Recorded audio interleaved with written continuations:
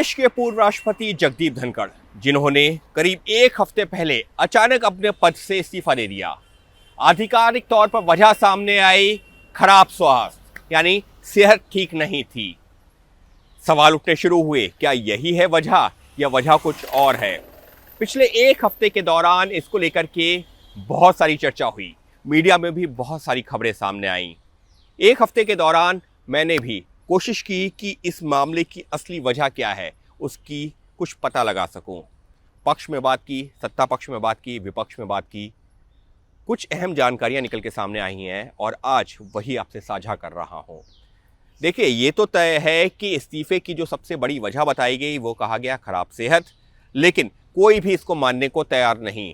हर किसी के जहन में यही सवाल कि क्या खराब सेहत वाकई में इतनी खराब थी, और अगर खराब थी तो मॉनसून सत्र के पहले ही दिन शाम को अचानक इस्तीफा क्यों दिया गया? अगर सेहत खराब थी तो मॉनसून सत्र से पहले भी दिया जा सकता था, लेकिन पहले दिन ऐसा क्या हुआ?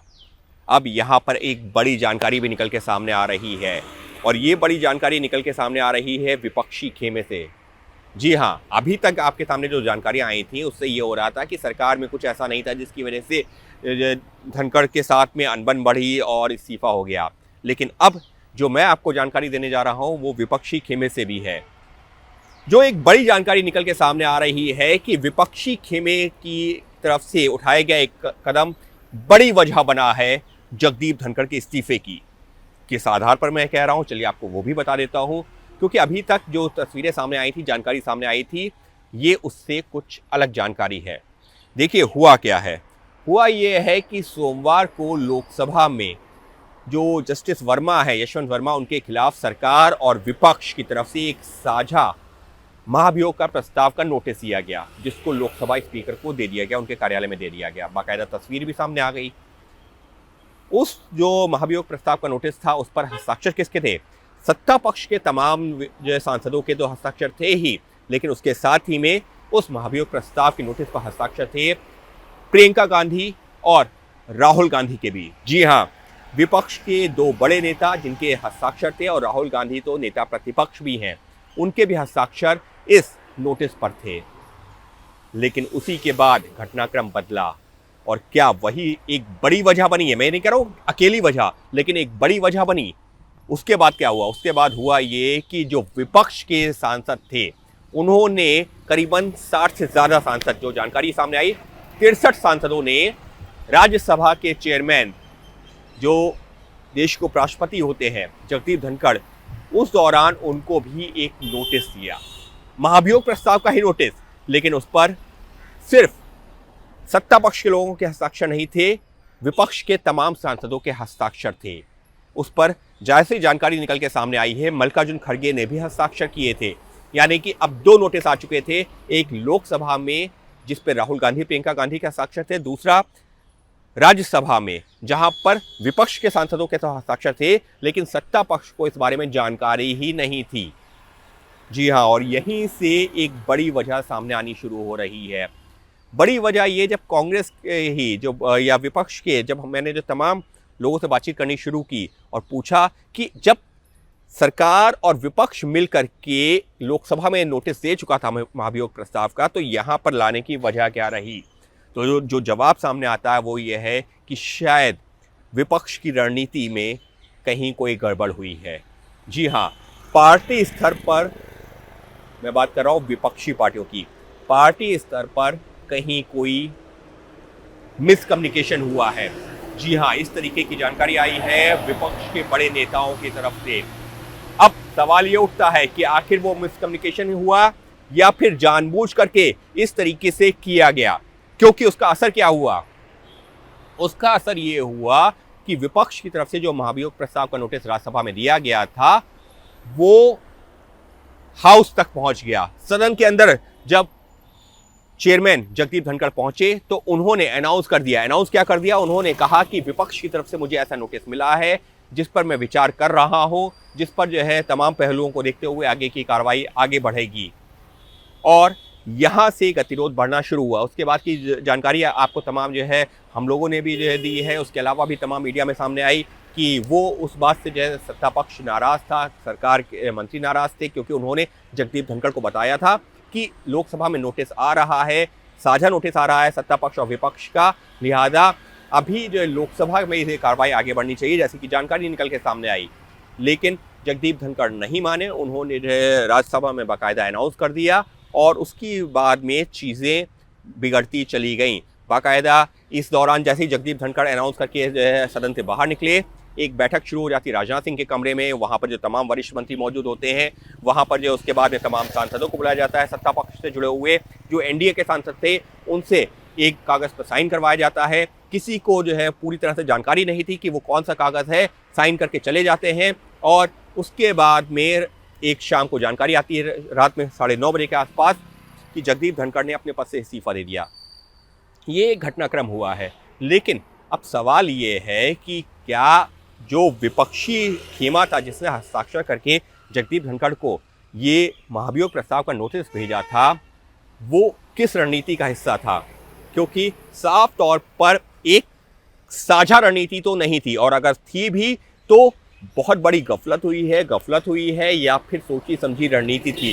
क्योंकि साफ तौर पर यह विपक्ष को भी पता था कि सरकार चाहती है कि इस मुद्दे को लेकर के लोकसभा में जाए, राज्यसभा में ना जाए। अब उसकी क्या वजह है वो भी बता देता हूं। देखिए, अगर मामला लोकसभा और राज्यसभा दोनों जगह आता तो होता क्या? होता ये कि 3 सदस्यों की एक कमेटी का गठन होता है जो कि इस मामले की जांच करती है और उसके आधार पर कार्रवाई आगे बढ़ती है। लेकिन वो कमेटी का गठन कौन करता? कमेटी का गठन अगर लोकसभा और राज्यसभा दोनों जगह मामला टेकअप हो जाता है, जो नोटिस को एक्सेप्ट कर लिया जाता, तो फिर वो लोकसभा स्पीकर नहीं करते, फिर वो राज्यसभा के चेयरमैन करते। उसकी वजह क्या है? उसकी वजह यह है वो राज्यसभा के चेयरमैन तो है ही, देश के उपराष्ट्रपति हैं। अगर हायरार्की या प्रोटोकॉल के हिसाब से बात की जाए तो यहाँ पर लोकसभा स्पीकर से ऊपर देश के उपराष्ट्रपति का पद आता है। तो ऐसे में अगर महाभियोग प्रस्ताव के नोटिस पर कार्रवाई आगे बढ़ती तो वो लोकसभा में ना जाकर के राज्यसभा में आती, और संभवतः ये सरकार की योजना का हिस्सा नहीं थी। सरकार यही चाह रही थी कि इसकी जो है कार्रवाई लोकसभा में आगे बढ़े, और विपक्ष को भी कहीं ना कहीं एक प्लेटफॉर्म पे लाया गया था। विपक्ष की तरफ से भी साइन करवाए गए थे, विपक्ष की तरफ से भी जो नोटिस दिया गया था उस पर हस्ताक्षर थे राहुल गांधी और प्रियंका गांधी के थे। यानी सरकार और विपक्ष के बीच में इस मुद्दे पर चर्चा हो चुकी थी। उसके बावजूद विपक्ष ये नोटिस लेकर आया राज्यसभा में, जहां पर टेकअप किया गया, और क्योंकि जगदीप धनखड़ ने उसको जो लेकर के एक सहमति ये बता दी कि हाँ मुझे ये नोटिस मिला है, हालांकि स्वीकार नहीं हुआ है। ये साफ कर दूं कि नोटिस राज्यसभा में स्वीकार नहीं हुआ था, लेकिन ऐसी जल्दबाजी क्या थी? क्यों उन्होंने जो है बोल दिया कि नोटिस मिला है, जबकि जो है, और विपक्ष ने क्यों दिया? यहां पर एक बड़ा सवाल है। क्योंकि जो मुझे जानकारी मिल रही है, जो तमाम विपक्षी नेताओं से बात करने के बाद में, सरकारी पक्ष नेताओं से बात करने के बाद में, तो फिलहाल जानकारी ये निकल के आ रही है कि संभवतः विपक्ष के भी कुछ नेताओं ने जगदीप धनखड़ से कहा था कि आप इस नोटिस को लेकर के सदन में कोई अनाउंसमेंट मत कीजिए, हम आपको बस नोटिस दे रहे हैं।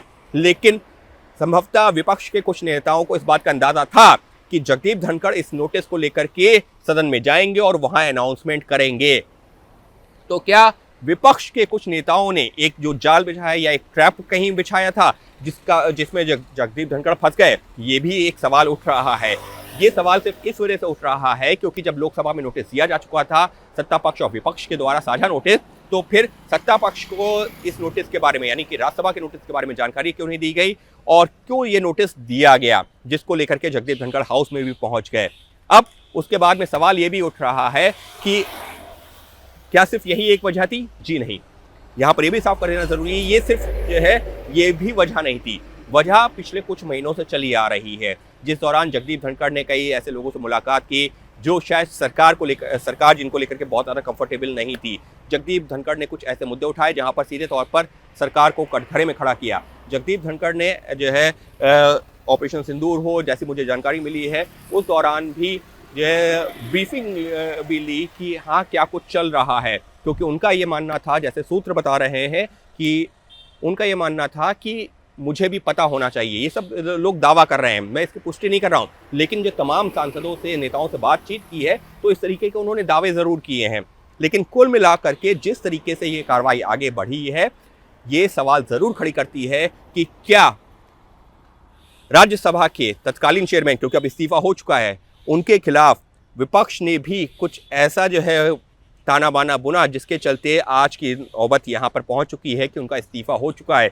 क्योंकि सत्ता पक्ष के उनके मतभेद की बहुत सारी खबरें सामने आई, लेकिन ये जो खबर मैंने आपको बताई है, यहां पर विपक्ष का एक रोल काफी महत्वपूर्ण हो जाता है। विपक्ष के कुछ नेताओं का रोल काफी महत्वपूर्ण हो जाता है, जिन्होंने वो नोटिस साइन करके राज्यसभा के चेयरमैन को दिया।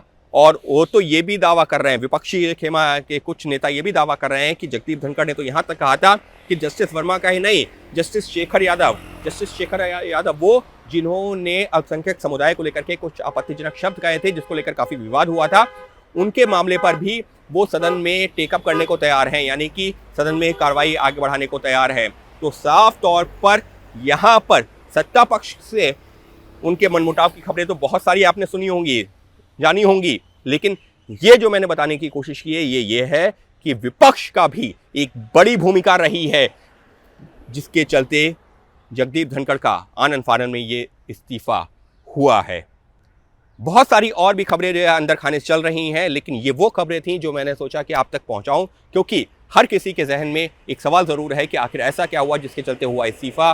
तो सत्ता पक्ष से मनमुटाव एक जगह, लेकिन विपक्ष की जो रणनीति रही है उसने एक बड़ी भूमिका अदा की है जगदीप धनखड़ के इस्तीफे में। तो ये कहा जाए तो ये भी गलत नहीं होगा।